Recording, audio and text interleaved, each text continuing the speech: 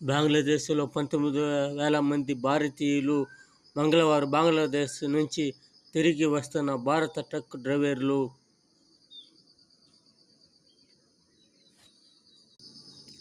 New Delhi, August 6.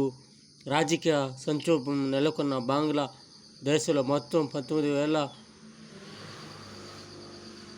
వీరిలో 9,000 మంది విద్యార్థులేనని విదేశాంగ మంత్రి జయశంకర్ తెలిపారు.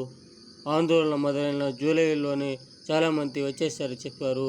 పొరుగు దేశం సైన్యంలో పాటు మన రాయబార కార్యాలయం ద్వారా వారితో ఈ విధంగా జనాలతో కలిసిమెలిసి ఉండాలి, లేకపోతే ఆ దుర్మార్గులు ఏమైనా చేస్తారు. రాక్షసులు